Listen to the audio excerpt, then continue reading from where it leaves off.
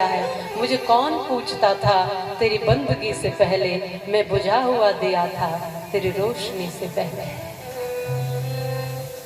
तूने अपना ज्ञान दिया, अपनी वाणी दी, अपनी शक्ति दी, अपना बोध दिया, विवेक दिया, सर्वस्व अपना दिया है प्रभु। इसलिए बस धन्यवाद किया। हम जब गए तो सबका धन्यवाद ही कर रहे थे। वहाँ जिस भाई ने हमें घुमाया उसका धन्यवाद किया। आप हमारे भाई बैठे, आपका भी धन्यवाद किया। भाई सुनील का तो बहुत धन्यवाद, क्योंकि वो हमारे सारथी बने थे।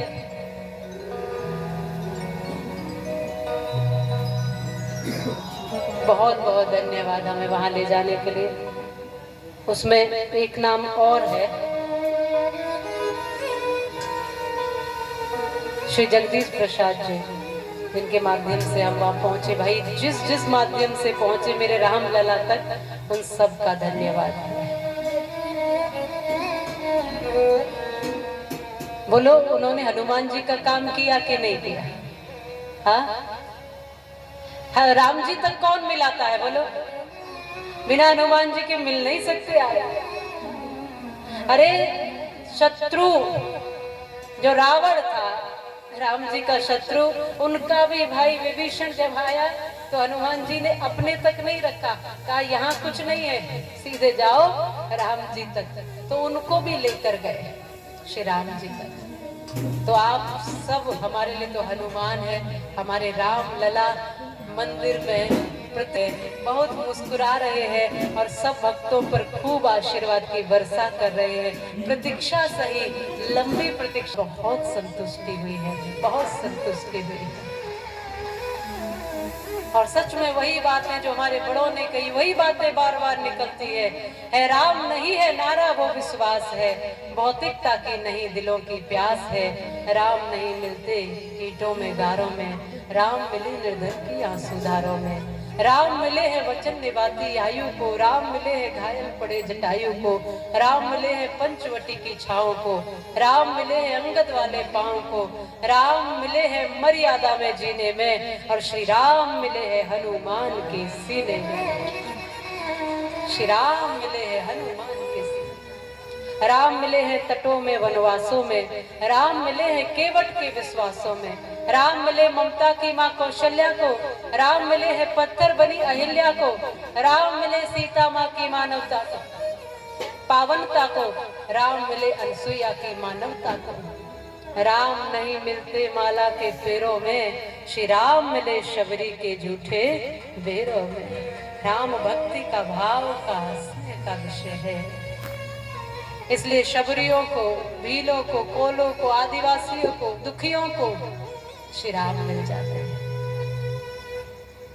इसलिए मैंने कहा कृष्ण कथा और ब्रजवासी होने के लिए, हमारे ब्रज में तो ऐसा कहते हैं कि ब्रज में यदि चाहते हो रहना तो तिनके से भी अपने को कम आंकना। तिनके को भी थोड़ा बहुत अहम होगा कि मैं कुछ हूं, पर तुम तिनके से भी नीचे की स्थिति में आके अपने को रखना, तभी राधा रानी तुम्हें अपना स्थान दे सकती है, अपने यहाँ रख सकती है। क्योंकि बिना ठकुरानी की मर्जी के ब्रज में रहा नहीं जा सकता है। ये भक्ति का सूत्र है। और ऐसे ही भगवान हमारे रहे हैं ब्रज में, ब्रज की लीलाएं करते रहे हैं। और इन पावन ब्रज लीलाओं को भगवान ने लगभग 7-8 वर्ष तक किया है। बालपन की लीलाओं में ये सम्मिलित है। और इसके पश्चात अब एक समय आता है कि भगवान ने सुब्रज की लीलाओं को मानो समेट करके यहीं पर रख करके अब एक नए स्थापना की ओर, धर्म की सुरक्षा की ओर और धर्म की रक्षा की ओर, तमाम दुष्टों के दमन की ओर अग्रिम कदम बढ़ाने के लिए तैयार हो रहे हैं। और माध्यम बने हैं अक्रूर। कंस ने अक्रूर जी को भेजा। अक्रूर ऐसे व्यक्ति हैं जिन पर कंस भी भरोसा करता है और नंद बाबा भी भरोसा कर सकते।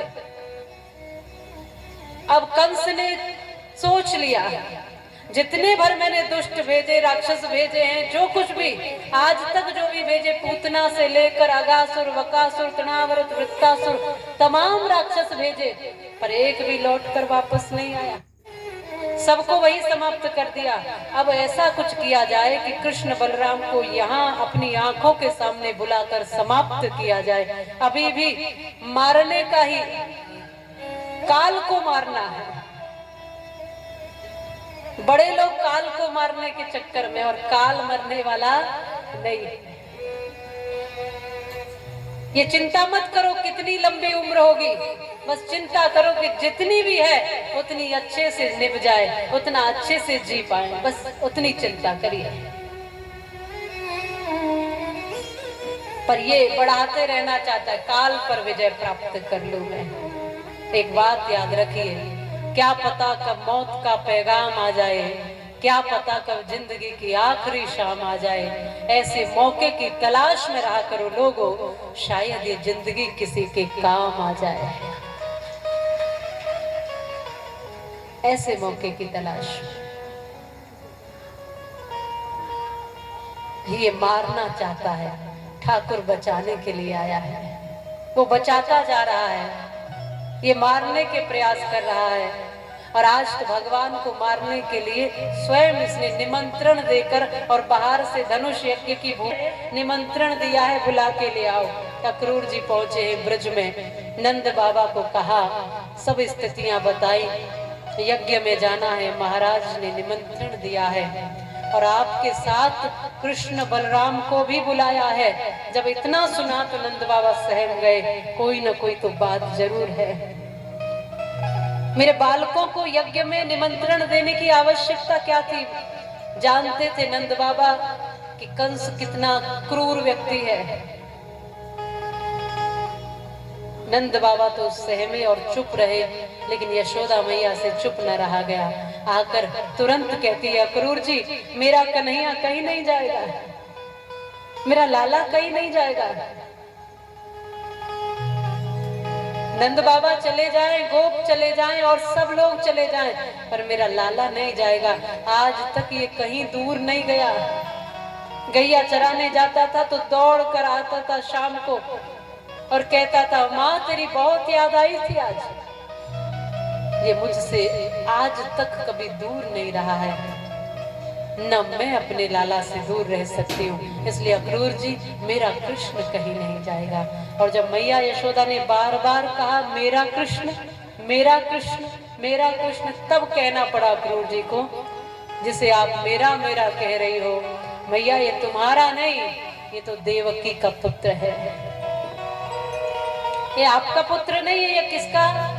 देवकी का पुत्र है। और मैया यशोदा ने जब सुना देवकी का पुत्र है, आंखों में अश्रु भर के कन्हैया जी को गोद में बिठाकर कन्हैया से पूछती हैं, लाला ये अक्रूर कहते हैं तू मेरा पुत्र नहीं है, तुझे मैंने जन्म नहीं दिया है, तू देवकी का पुत्र है। ये अक्रूर कह रहे हैं कि तू मेरा लाला नहीं है। कन्हैया कहते, मैया ये तो नहीं पता मुझे कि मुझे जन्म किसने दिया है, पर ये जानता हूँ तुतली तुतली भाषा में बोलना तूने सिखाया है। भूख लगती थी तो माखन तूने खिलाया है, चोट लगती थी तो आंखों में आंसू तेरे होते थे, गली गली माखन का कटोरा लिए पीछे पीछे दौड़ती थी माँ। तू ही हर समय मेरे साथ रही है, तुझे ही मैंने देखा है, तुझसे ही लिपट कर लाड़ किया है माँ। तेरे ही आंचल की छाव में अब तक रहा हूँ माँ, इसलिए पता नहीं कि जन्म किसने दिया है, पर ये जानता हूँ कि जीवन तूने दिया है। तू ही मेरी मैया है, तू ही मेरी मैया रहेगी। तो मैया कहती है, लाला फिर छोड़ के तो नहीं जाएगा। अब माँ को ये डर है कि कहीं कन्हैया छोड़ के न चला जाए। देवकी को तो पुत्र मिल जाएगा और इसको माँ मिल जाएगी, पर मेरे पास से तो पूरी दुनिया चली जाएगी। जिस मैया यशोदा ने कभी कल्पना न की हो एक दिन अलग रहने की भगवान से, आज वो माँ हमेशा के लिए अपने पुत्र से अलग होने का समय में, आज वो माँ इस डर से डर रही है, इस भय से भयभीत हो रही है कि कहीं कृष्ण चला न जाए। क्योंकि बात बहुत छोटी नहीं है। अगर कंस के यहाँ से निमंत्रण आया है और निमंत्रण के साथ आदेश भी आया है, तो माँ डर भी रही है कि मेरे बालकों का कोई अहित न कर दे।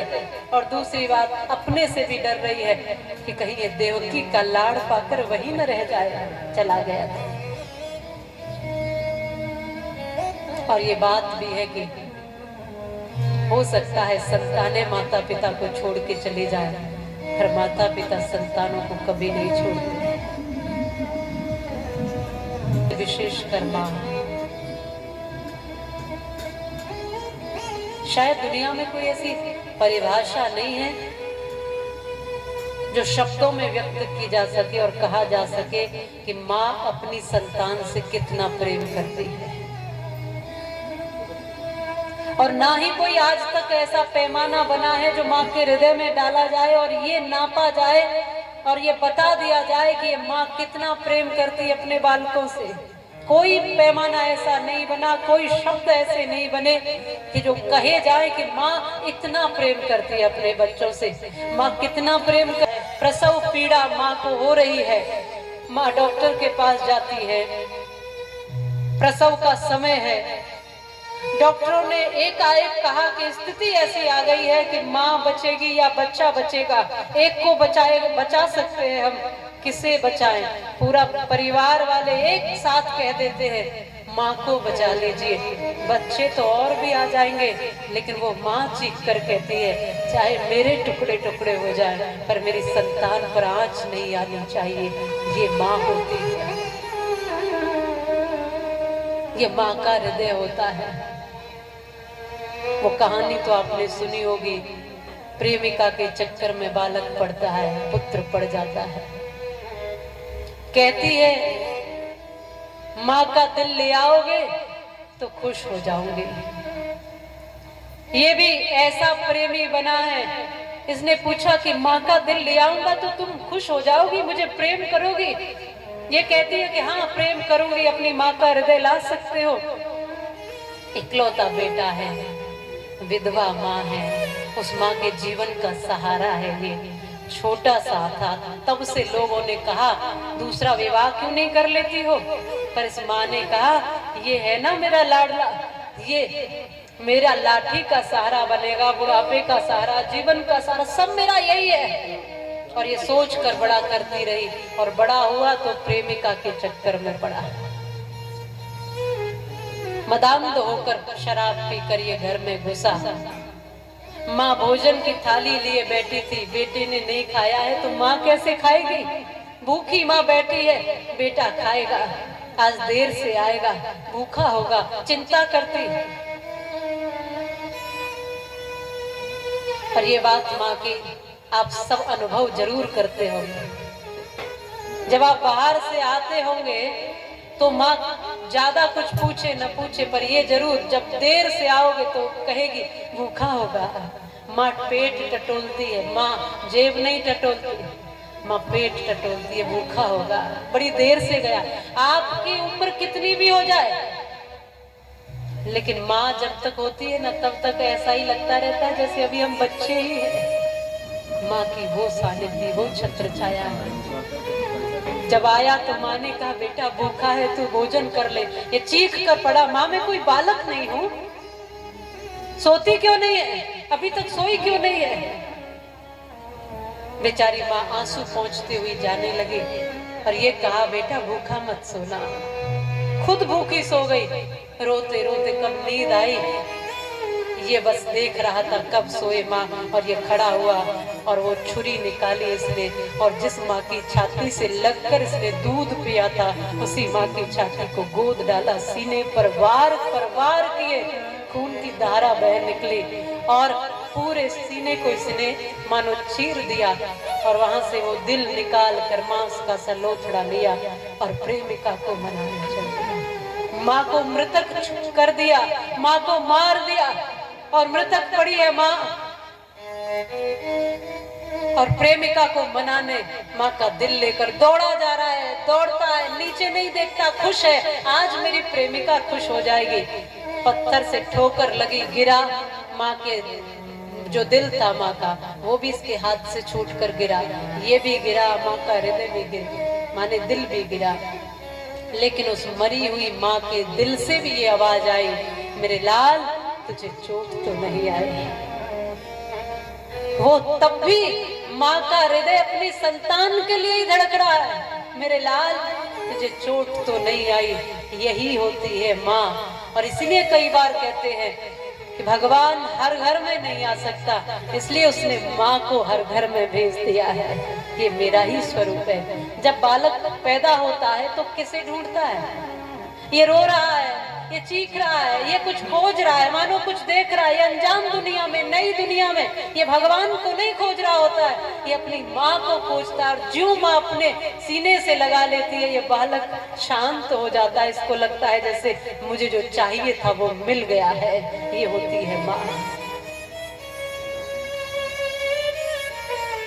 और जब इस तरह के माता पिता को, जब बड़े बच्चे हो जाते हैं और फिर वृद्धाश्रम का रास्ता दिखा कर कहते हैं यहाँ तुम्हें सारी सुविधा मिलेंगी, तुम यहाँ रहो।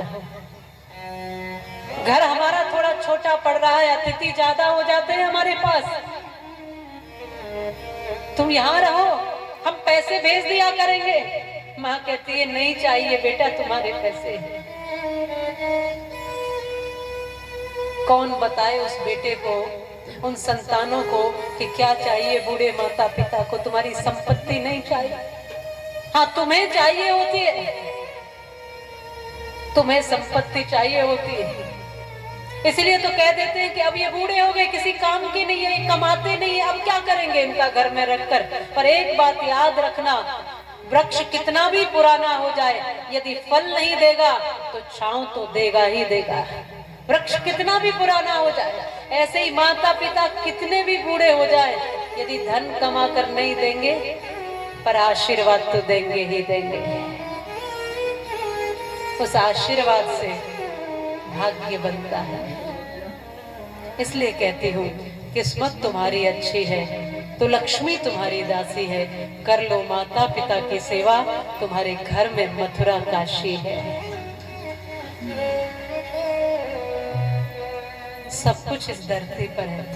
कभी वक्त निकालो, बैठो बुजुर्गों के पास। आज समय कहाँ है बच्चों के पास? रोज वक्त निकालो, रोज बैठो बुजुर्गों के पास, पूछो हालचाल, पूछो माँ को हृदय से लगा के, माँ तू सबको खिलाती है, तूने भोजन किया कि नहीं किया? ये कौन पूछेगा? ये संतानों को पूछना चाहिए। माँ को बस इतना ही चाहिए, ज्यादा कुछ चाहिए भी नहीं। अगर संतानें मुस्कुरा के ये पूछ ले, माँ तू ठीक तो है ना, एक बार हृदय से लगा ले, एक पल के लिए बैठ जाए, मिल गई। इतनी सी तो ख्वाहिश है माँ की, ज्यादा कुछ चाहिए नहीं। इसलिए मैं निवेदन करती हूँ, जितने भी लोग जो माँ से ही पैदा हुए, कोई अगर सीधा हुए हैं, बहुत उपकार और एहसान है माता पिता का। जितना उन्होंने किया है संतानों के लिए, उससे थोड़ा सा भी, एक अंश भी कर लेंगे तो भी बहुत हो जाएगा। मैं पूछती हूँ, कितने लोगों की माँ है? वो हाथ खड़ा करो जिनकी माँ है। माँ की सानिध्य में क्या क्या मिलता है। आज आप जितने भी बड़े हो गए हैं, थोड़ी देर के लिए ही सही अपने बचपन में आओ, थोड़ी सी देर के लिए ही सही। कोई 50 का है, 60 का है, 20 का है, 30 का, कितने का भी है, एक पल के लिए अपने उस बचपन में आ जाओ जब हम धूल में धूमिल होके आते थे और माँ प्रेम से हमें संवारती थी, हाथ से निवाला खिलाती थी, लाड़ लड़ाती थी, गोद में बिठाती थी और न जाने क्या क्या क्या क्या लाड़ करती थी। इसलिए हमारे ही रूप में माँ हंस रही है, खेल रही है। कोई भी कार्य ऐसा नहीं करेंगे हमारे माता पिता का जो नाम और सिर नीचा करे। हम वो कार्य करेंगे जिससे हमारे माता पिता का सम्मान गौरव और भी ऊंचा हो। और आज सब मिलकर ये कह देंगे अपनी माँ को हृदय से, चाहे वो शरीर से यहाँ है या कहीं पर भी हो, बस आज धन्यवाद करके और प्रेम से एक बार ऐसा कह देंगे जैसे भगवान की स्तुति गाते हो ना।